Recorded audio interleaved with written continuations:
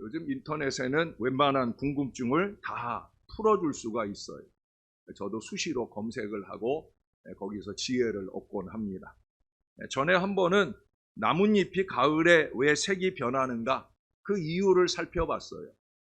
여러분 다 아시겠지만 나뭇잎에는 엽록소가 있어서 이 녹색을 띠게 하잖아요.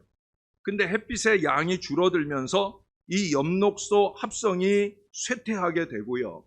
날씨가 추워지면 엽록소가 파괴되기까지 해요. 그러니까 그 녹색을 잃어버리는 거죠. 근데 엽록소가 파괴되면서 반면에 카로틴 색소나 크산토필 색소의 양이 증가를 하면서 이 잎의 색깔이 변한다는 거예요. 이 카로틴 색소가 많으면 빨간색 이파리가 되고요. 크산토필 색소가 많으면 노란색 잎으로 색깔이 변하게 되어진다는 거예요.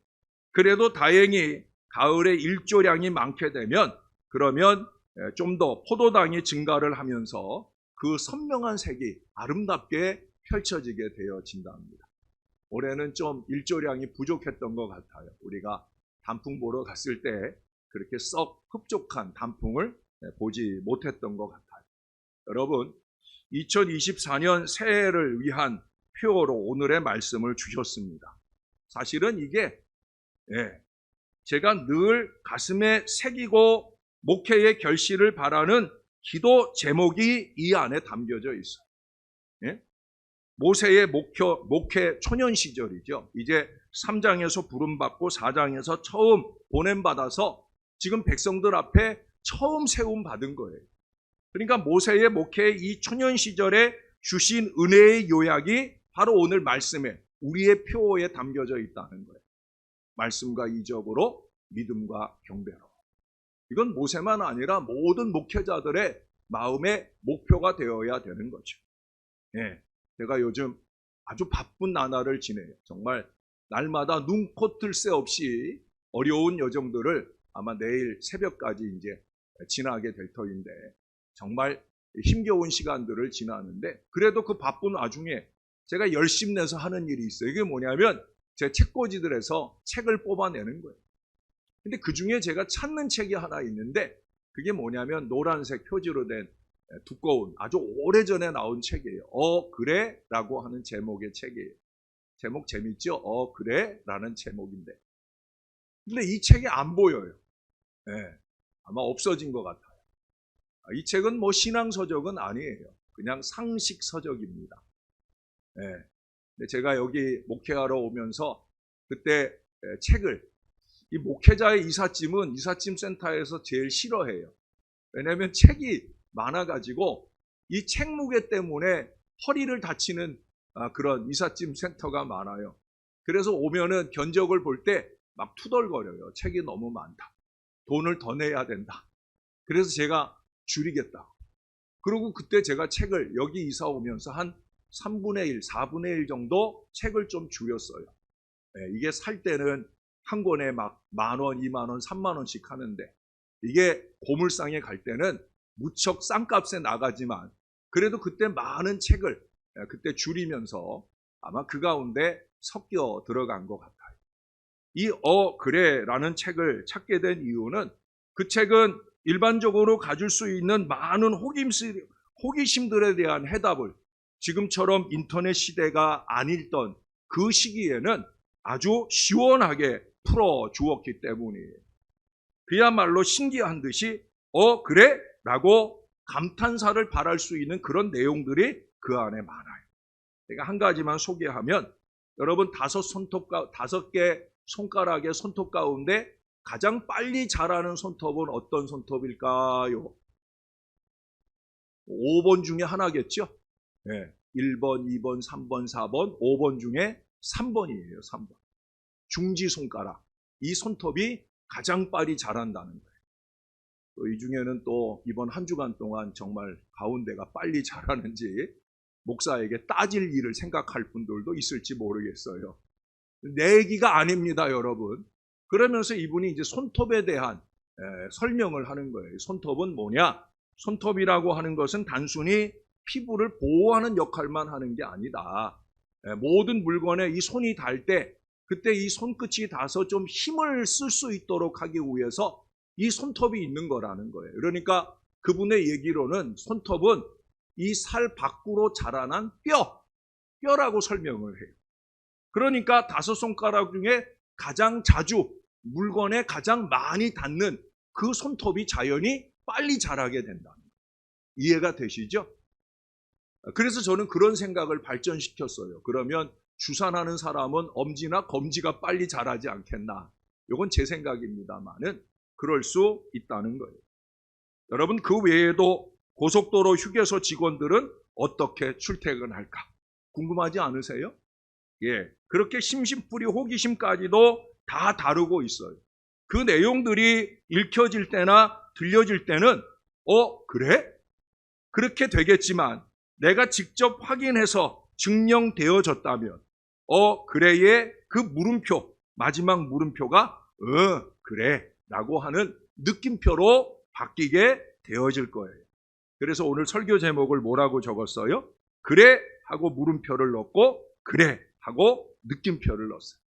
여러분이 말씀 앞에 설 때는 목사의 말씀이 들려줄 때 그래? 라고 들어야 될 것이고 그 말씀을 받고 마음에 감동을 받고 내가 찔리는 말씀으로 회개를 하고 내가 감동받은 말씀으로 결단하고 살아가면서 더욱더 은혜를 풍성하게 넓혀가면서는 그 물음표가 느낌표가 되는 은혜 역사가 많이 일어나기를 주님의 이름으로 축원합니다. 여러분 오늘 본문에 보세요. 이스라엘 백성들이 모세와 아론으로부터 하나님의 출애굽 계획에 대한 이 말씀을 듣습니다. 아마 처음 들을 때는 그래? 라고 하는 심정으로 들었을 거예요. 근데 이제 모세와 아론이 거기에 이적까지 더하며 행하게 되어질 때 그들은 정말 그 이적을 이루는 우리 하나님, 그런 이적으로 출애굽을 능히 이루어 주실 우리 하나님을 믿고 느끼면서 그래! 라고 하는 확신의 답을 드렸을 거라는 거예요. 아니, 드렸다고 말씀하고 있어요. 바로 그래? 그래. 이 결과에, 이 믿음에 이르게 되었다라고 하는 거예요. 그러므로 그들은 머리 숙여 우리 하나님을 경배하였다고 말씀하고 있어요. 2024년은 50주년 희년을 뒤로 하고 새로운 50년을 시작하는 원년입니다. 그래서 그 새로운 출발을 하며 첫 표어로 감동하신 말씀이 바로 오늘의 말씀이에요. 자, 표어를 다시 한번 보셔요. 네? 주보에도 나오잖아요. 우선적으로 말씀과 이적으로 30절에 이 말씀을 합니다. 아론과 모세의 공동 사역, 결국은 영적 지도자의 가장 중심된 두 사역, 말씀과 이적이에요. 여러분, 그런데 그것은 그들 개인의 말이나 능력이 아닌 거예요. 28절을 보세요. 모세가 여호와께서 자기에게 분부하여 보내신 모든 말씀과 여호와께서 자기에게 명령하신 모든 이적을 아론에게 알리니라. 결국 아론은 모세의 입이 되고 모세의 능력이 되어서 그 일들을 백성들 가운데 펼쳐줍니다. 여러분 여기 보세요. 뭐라고 적고 있어요? 이 모세와 아론의 모든 사역은, 말씀과 이적의 사역은 하나님의 분부요 명령이라는 거예요.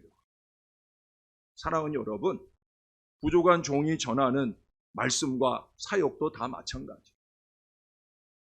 네? 여러분 제발 이것을 의심하지 마셔요. 종이 3개월에 한 번 기도원 가가지고 받는 말씀이 아니잖아요. 그때도 말씀 받지만 종의 목회 여정 내내 종은 끊임없이 무릎 꿇으며 그 무릎 위에 부어주시는 명령과 분부대로 그렇게 목회하려고 저는 명부림칩니다. 이것만큼은 의심하지 마셔요. 또 여러분들이 잊지 말아야 될 게 뭐냐? 종을 통해 주시는 하나님의 말씀을, 그 좌우에 날선 검을 여러분 무디게 만들려고 애쓰지 마셔요. 그것은 종의 사역을 방해하는 게 아니에요. 여러분 토요일 날 제가 부탁드리잖아요. 목사가 주일에 말씀을 준비하는데 흐트러지지 않도록 도와달라고. 네? 왜 그래요? 하나님의 분부한 말씀과 명령을 주일에 잘 전해야 되기 때문에 그런 거예요. 결국은 말씀의 칼날을 무디게 할 것이 아니라 무뎌진 나의 심령을 그 칼날로, 그래서 죄악은 도려내고 주님이 원하는 거룩한 마음으로 세움 받아야 되는 거예요. 왜? 그게 김용준 목사의 목회하는 목표니까. 여러분들도 그런 마음으로 말씀을 받아야 되는 거예요. 여러분, 예수님의 경우를 생각해 보세요. 마태복음 4장, 누가복음 4장 같은 데 보면 예수님의 3대 사역을 말해요. 가르치고 전파하고 고치셨다. 고치셨다라고 하는 것은 여기 말하는 이적 사역이죠. 이적 사역. 근데 예수님은 가르치고 전파하는 말씀 사역을 갑절로 했어요. 저도 마찬가지예요. 말씀 사역이 중요하잖아요. 예배의 절반을 차지하니까 갑절로 이 시간들을 할애하고, 그래서 갑절로 이 말씀을 전하려 노력합니다. 영적 지도자는 하나님과 예수님과 동등한 사역을 이 땅에서 이루어가는 거예요. 이 사역의 목표는 오직 한 가지예요. 그 다음 31절에 말하는 백성이 믿으며 믿음과 마지막 머리 숙여 경배하였더라. 경배로, 바로 이거예요. 성도들의 마음속에 믿음을 굳게 하고 그 믿음을 근거로 우리 하나님께 경배하도록 하는 거예요. 로마서 10장 17절의 말씀에 분명히 말씀해 주고 있잖아요. 믿음은 들음에서 나며 들음은 그리스도의 말씀으로 말미암느니라. 그러나 수년 수십 년을 들어도 믿음이 없이 살아가는 사람들이 있잖아요. 모태신앙이라며 자라온 사람이 부모님 때문에 마지못해 교회에 왔다 갔다 하더니 머리가 커서는 그조차도 띄엄띄엄 하다가 아예 교회를 떠나 있기도 하는 경우를 보잖아요. 왜 그래요? 믿음이 없어서 그런, 믿음이 없어서. 신앙의 연륜에 걸맞게 믿음도 좀 같이 자라줬어야 되는데, 분명히 말씀과 이적 목회를 통해 그에 합당한 믿음이 자라고 예배가 자라야 되는데 안타깝게도 그게 이루어지지 못했다는 거예요.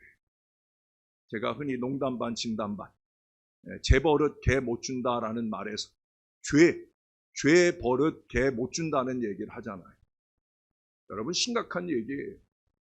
우리가 말씀을 받으면 자꾸 이 죄의 버릇들을 끊어내야 되는데 말씀과는 아무 상관없이 죄의 버릇을 계속 답습하는 사람들을 봅니다. 네? 그거 끊어내지 않으면 우리는 연륜에 걸맞는 믿음을 가지고 하나님께 영광 돌리는 이 경배신앙으로 나아갈 수가 없는 거예요. 여러분, 교회의 반대로 어떤 사람은 믿은 지 얼마 안 돼요. 교회 나온 지 얼마 안 돼요.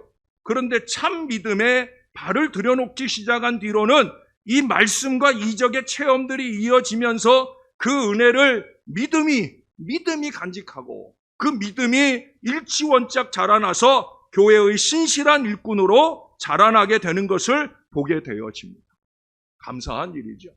또 교회는 그런 사람들이 많을 때 건강한 교회가 되고 아름다운 교회가 되고 부흥하는 미래를 열게 될 거예요. 그렇다고 해서 저는 여러분들에게 교회 전도보다는 복음 전도를 더 강조하잖아요. 우리 교회 신월제일교회를 말하지 말고 예수 믿고 구원받아라. 또 저는 가족 구원을 강조합니다. 저는 가정을 소중하게 생각을 해요. 그래서 근본에도 내게 주시는 말씀은 지난 10년 동안 받았으니까 근본에는 우리 가정에 주시는 말씀을 이번엔 받으려고 해요. 이번에는 말씀을 액자에 잘 담아서 드립니다. 말씀만 적어드리는 게 아니라 여러분 보시면 좋은 선물을 받을 거예요. 새해에는 예수님과 함께 말씀과 함께 한 해를 잘 지나기를 소원하는 마음을 담아 드립니다. 가정 구원이 중요한 거예요. 제가 어제 오후에도 어느 가정에 추도 예배를 드려드리러 갔어요. 토요일이지만 또 그 가정이 원하니까. 또 그 가정에는 믿지 않는 자녀들이 많으니까. 그래서 제가 가서 말씀을 전하면서도 이 구원, 가정 구원의 일들에 대해서 강조하고 말씀을 했어요. 온 가족 모두의 믿음이 조금씩 출중하여 자라가는 일에 함께 노력해야 되는 거예요. 아내의 믿음을 갉아먹지 마세요. 남편의 믿음을 갉아먹지 마세요. 자식들의 믿음을 갉아먹지 마세요. 믿음을 더하지는 못할 망정 자꾸 믿음을 갉아먹는 여러분 그런 어리석은 일들을 하지 말아야 됩니다. 하나님은 그렇게 꾸준한 믿음으로 준비된 사람을 쓰시기 때문에 그래요. 식었다 뜨거웠다, 무거웠다 가벼웠다, 견고했다 쓰러졌다, 변덕이 심한 이 믿음은 하나님께 신뢰감을 줄 수가 없어요. 결국 그런 모습으로는 가나안 입성의 영광을 얻기는 어려울 거예요. 또 결정적인 순간에 그 걸음을 막으시는 하나님의 진노 아래 놓일 수 있어요. 왜 그래요? 하나님 다 보고 계시니까. 하나님 다 듣고 계시니까. 이게 믿음대로 행해야 이적의 역사가 나타나는데. 여러분 그런 말 들어보셨어요? 기도 스케줄이 있어야 기적 드라마가 있다. 기적 스토리가 있다. 따라서 한번 해보십시다. 기도 스케줄이 있어야 기적 스토리가 있다. 무슨 얘기예요? 이적 역사는 그냥 저절로 오른 게 아니라는 거예요. 기도 스케줄이 있어야, 예? 기도로 무릎 꿇는 일들이 있어야 그에 따른 믿음의 기도에 대한 응답으로서 기적의 이야기들이 펼쳐지게 되어지는 거예요. 이건 뭐 기도할 줄도 모르면서 어떻게 부흥의 이적을 바라겠어요? 어떻게 건강과 형통의 이적을 바라겠어요? 기도의 스케줄이 있어야죠. 날마다 때마다 무릎 꿇음이 있어야지요. 목사가 교회 안에 교인들의 삶 가운데 기적의 스토리가 펼쳐지려고 하면 목사가 기도의 스케줄을 가져야 그래야 그런 역사가 펼쳐지게 되지 않겠습니까? 그저 세월만 보내서 믿음이 생기는 게 아니잖아요. 실제로 우리 주변에는 신앙 연수나 무슨 교회 교인으로 살아온 연수를 꼽는 사람들을 봅니다. 근데 그에 걸맞는 신앙이 너무 없다는 걸 보게 되어집니다. 아니 그 정도 연수면 어느 정도의 믿음이 있어야 되는데 이건 너무 형편없는 거예요. 신앙도 없고 신령함은 더더욱도 없는 거예요. 사랑하는 여러분, 그러므로 예배 열심도 별로 없는 답답한 모습을 보이게 되어집니다. 우리는 각각 개인적으로 믿음의 고백을 간직할 수 있어야 됩니다. 주는 그리스도시요 살아계신 하나님의 아들이시다. 언제 어디서든 이 고백을 할 수 있어야 되는 거예요. 우리의 평생에 이 고백을 잊지 않고 간직하며 살아가야 되는 거예요. 그 믿음의 고백이 온 몸으로 표현되는 것이 뭐냐? 바로 오늘 경배, 다시 말해 예배입니다. 여러분 믿음과 예배는 하나예요, 하나. 예? 이게 별개로 있질 않아요. 제 목회 여정 중에 보면은 믿음 있는 사람은 예배 생활이 달라요. 예? 분명합니다. 믿음과 예배는 하나입니다. 믿으면 절하게 되는 거예요. 믿는다면 예배하는 거예요. 요한복음 9장 38절의 말씀에 보면 거기 나면서 소경된 자가 예수를 만나서 그 눈이 고침받고 나서 나중에 다시 그 예수님을 만나는 얘기가 나와요. 그때 그가 뭐라고 고백하는 줄 아세요? 주여 믿나이다. 주여 내가 믿나이다라고 예수님께 절했다고. 절했다는 게 뭐예요? 예? 믿음의 고백과 함께 절을 했다는데 그게 뭐예요? 그게 경배하는 거죠. 예수님을 높이고 경배하는 거예요. 믿음이 있다면 예배가 즐거운 거예요. 예배가 기다려지는 거예요. 예배의 열심인 거예요. 믿음과 예배는 비례합니다. 이게 진리예요. 예? 믿음과 예배는 비례합니다. 예배 생활을 보면 그 사람의 믿음을 가늠할 수 있어요. 정말입니다, 여러분. 저는 교인들의 믿음을 어떻게 가늠하느냐? 예배 생활을 보면 알 수 있다는 거죠. 예배 드리는 태도를 보면 알 수 있다는 거죠. 예배가 지루하고 연신 시계를 보게 되는 사람, 믿음이 있어요? 믿음 없죠. 믿음 있으면 그런 짓을 어떻게 해요? 말씀에 더 집중하고 은혜에 더 집중하느라 절대 다른 사람의 믿음까지 까먹는 그런 일들은 안 할 거예요. 어느 예수 믿는 가정에서 남편이 교회 다니기는 하지만 안타깝게도 별로 재미를 못 느껴요. 마리아의 남편처럼 그 아내의 이름으로 거명되는 아마 그런 남편인가 봐요.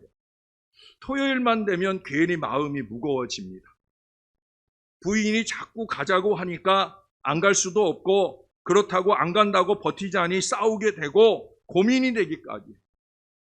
그래서 어느 주일 아침에 아내 보고 이렇게 말했다는 거예요. 여보, 오늘은 당신이 집안 대표로 좀 가라.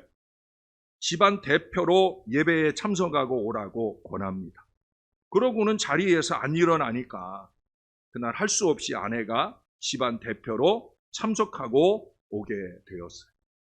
근데 이게 한번 습관을 들이면 그 일이 반복되지 않겠습니까?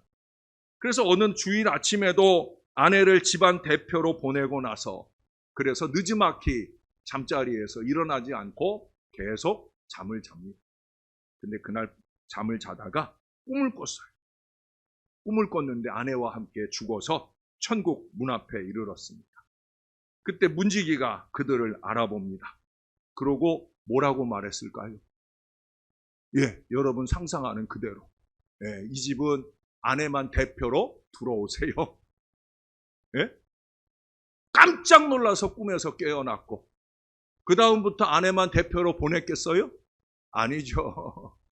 그랬다간 큰일 날 것 같은 마음 때문에 그렇게 열심 있게 예배를 참석하다가 믿음도 잘하고 하나님의 큰 일꾼이 되었다.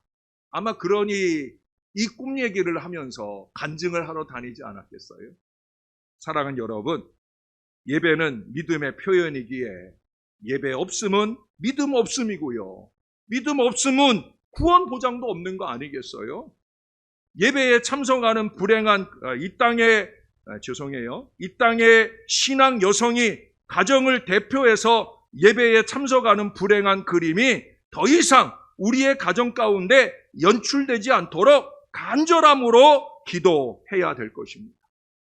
토저라고 하는 유명한 목회자가 이런 말을 합니다. 하나님을 최고로 알지 아니하는 한 아무도 그를 예배할 수 없다. 예배한다는 건, 영과 진리로 예배 드린다는 건 하나님을 최고로 아는 마음에서 가능하다는 거예요. 누가복음 5장에 예수님께서 많은 고기를 잡게 하시자 예수님에게서 하나님이심을 느끼게 된 베드로가 어떻게 했어요? 예수님 앞에 와서 무릎을 꿇고 엎드렸잖아요. 그는 그 경배의 의미를 담은 그 무릎으로 예수님을 따르게 되었고요. 주는 그리스도시요 살아계신 하나님의 아들이십니다. 이 믿음의 고백으로 우리 예수님을 기쁘시게 하기까지 합니다. 말씀과 이적 앞에서 믿음이 자라려 할 때 사단은 우리에게 속삭일 거예요. 빨리빨리 끝내라 그래. 대충 하라 그래. 지루하고 힘들지, 지겹고 짜증나지, 자꾸 시계 들여다봐. 그러면서 끊임없이 예배 속에서 속삭이다가는 예배 후에는 뭐라고 그래요? 믿음으로 자라는 우리 말씀의 실천을 차차 해. 내일부터 해. 그렇게 그 대신 꼬라지나 부려 라고 하면서 우리를 꼬드깁니다. 사랑하는 여러분, 예배 속에서나 예배 후에나 넘어가지 마시기를 바랍니다. 종의 목회는 다른 데 목표하지 않아요. 저의 개인적인 이익이나 욕심이 요만큼도 있다고 하면 그러면 저는 목회를 안 할 거예요. 저는 오직 한 가지입니다. 저는 말씀과 이적 사역을 통해서 여러분 안에 믿음도 자라고 또 하나님을 향한 뜨거운 예배 생활이 넘치기를 소원합니다. 사랑하는 여러분, 예배마다 감격을 담으시기를 주님의 이름으로 축원합니다. 기대하는 믿음으로 말씀을 받고 이적을 받아서 더 믿음이 자라고 더 뜨거운 예배로 우리 하나님께 영광 올려드리는 2024년 한 해가 꼭 될 수 있기를 우리의 영원한 구주 되시는 예수님의 이름으로 간절히 축원합니다. 기도하겠습니다. 우리 하나님, 오늘도 예배할 수 있게 해주셔서 감사합니다. 오늘도 부족한 종이 하나님이 명령하고 분부하신 하나님의 말씀을 전하게 해주셔서 감사합니다. 말씀을 받을 때마다, 예배를 드릴 때마다 믿음이 자라는 우리 성도들 되게 하시고, 그 믿음과 말씀이 어우러져 놀라운 이적의 역사가 2024년 더 많이 펼쳐지게 하여 주시옵소서. 그래서 우리 하나님께 영광이 되고 우리의 마음엔 더 뜨거운 예배 생활이 넘치게 도와 주시옵소서. 우리의 구주 되시는 예수님의 이름으로 기도합니다. 아멘.